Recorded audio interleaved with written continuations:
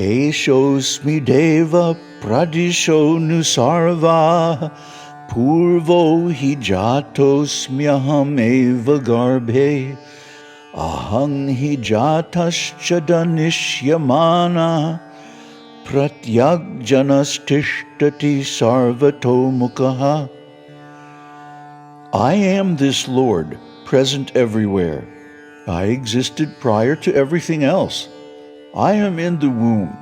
I am the born, and that which is to be born. I have faces in every direction. I am the indwelling spirit in beings.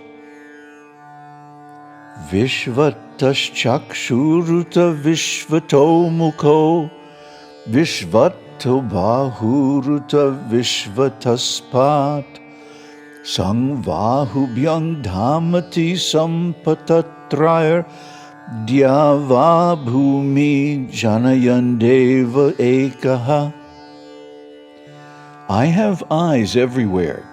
I face in all directions.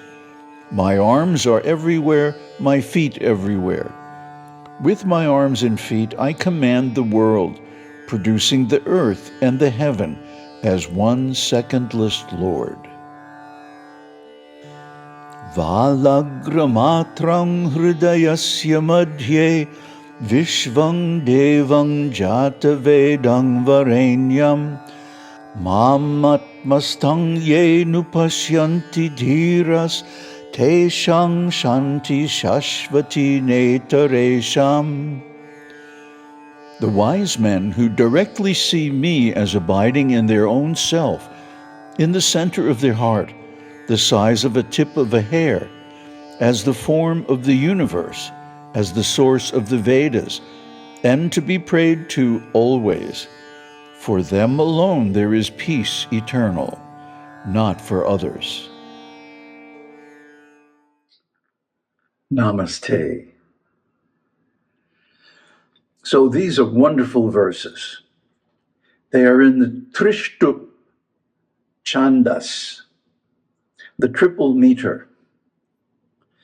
And like in Bhagavad Gita, they actually set up the next two chapters which deal with the universal form of Shiva.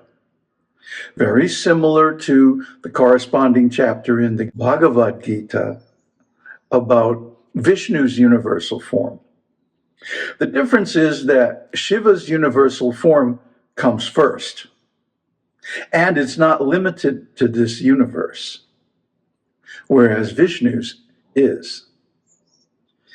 So that's the difference between Shiva and Vishnu. That's not a bad thing. That is a good thing because Shiva doesn't have to deal with the universe directly. He delegates all those functions to the demigods like Brahma and Vishnu and Indra and the rest. Because it would be degrading, it would be downgrading Shiva to simply think of him as the creator.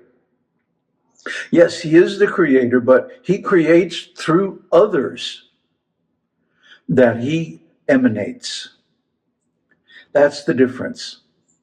He doesn't get his hands dirty. He remains at a distance, detached from materiality at all times. And that is his greatness. That if he wants to sit and go into samadhi for 1,000 divine years, there's nothing to stop him. Nothing's going to break, nothing's going to fall apart. The universe is going to go on just like it was before, under the control of the demigods. Shiva is God, others are demigods.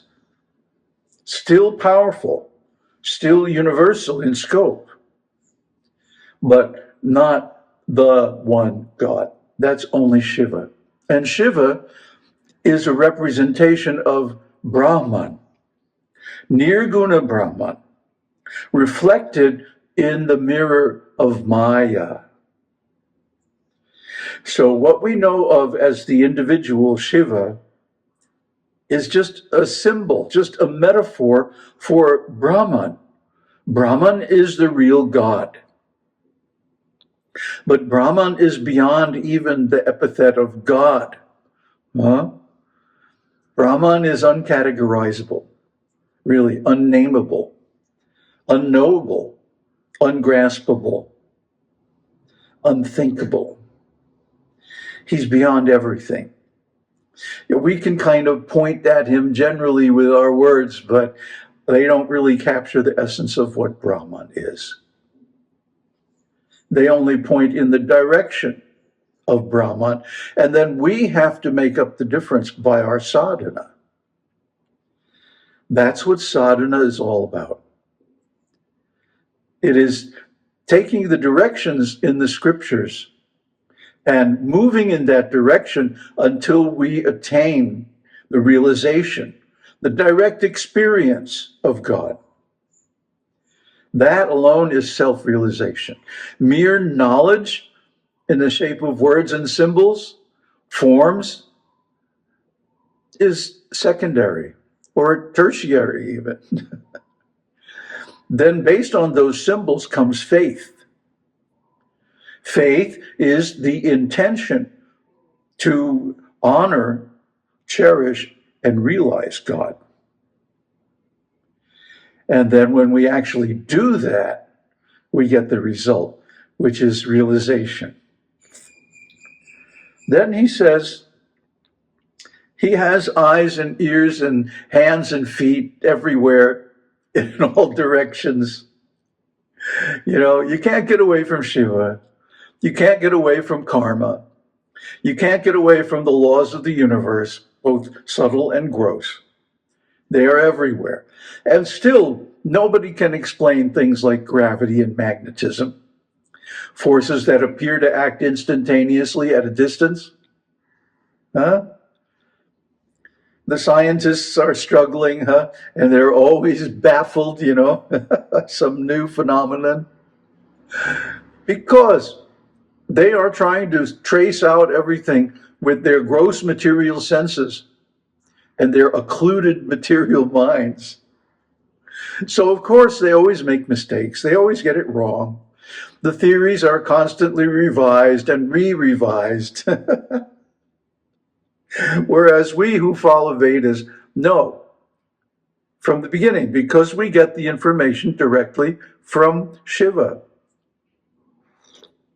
He says, I am the Vedas, I am the Upanishads, and the commentaries, and even the sub-commentaries.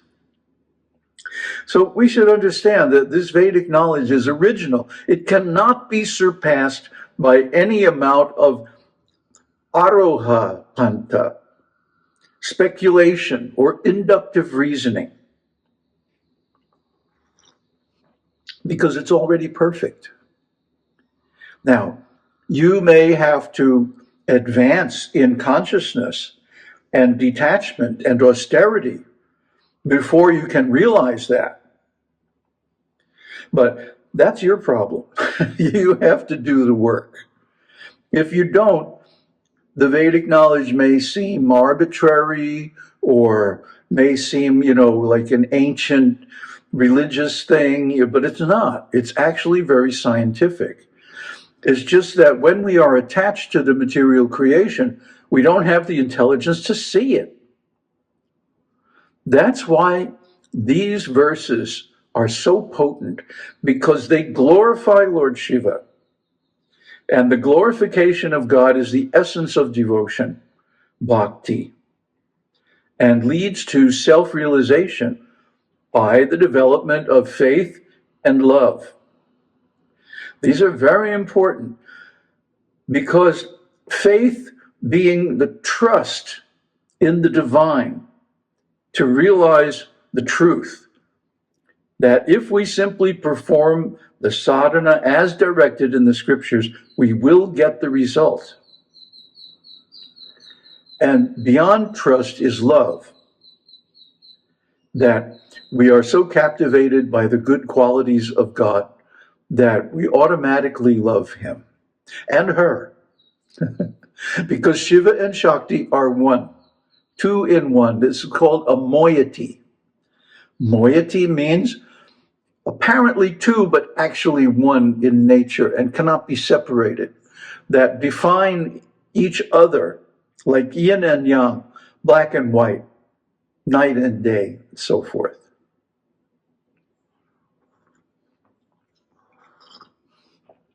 So the wise men who see Shiva directly in the heart as a tiny, tiny bindu, a dimensionless particle, but entering into that particle, one finds all space and time, all qualities and actions, all knowledge. And this is the truth. When this truth is realized, that is enlightenment. That is liberation. That is release from the round of births and deaths. Because one realizes or directly experiences the source of everything, which is Shiva Shakti, Nirguna Brahman and Saguna Brahman. They are not opposites, they're complementaries. And when taken together, they are not only immensely powerful, they are all powerful. They are everything, and they're actually more than everything in the universe. It's stated in the Mandukya Upanishad that the creation is only 1/4 of God's potency. What about the other 3/4? Well, check in with your heart. The small space within the heart is actually greater than the great space within the universe that we see. And that is the home, that is the location of Shiva and Shakti. That is also the seat of the living force.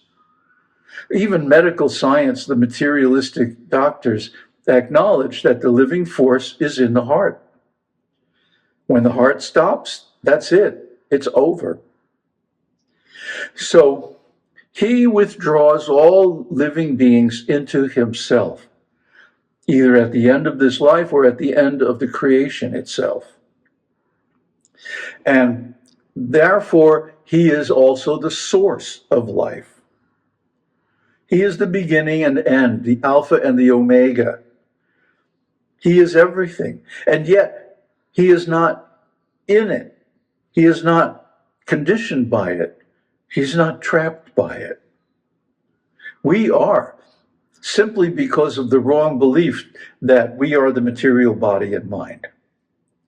So when we disabuse ourselves of that wrong belief, then we can understand. Then we can see directly. Then we can realize Shiva in the heart as God. Aum Tat Sat. Aum Shakti Aum. Aum Namah Shivaya.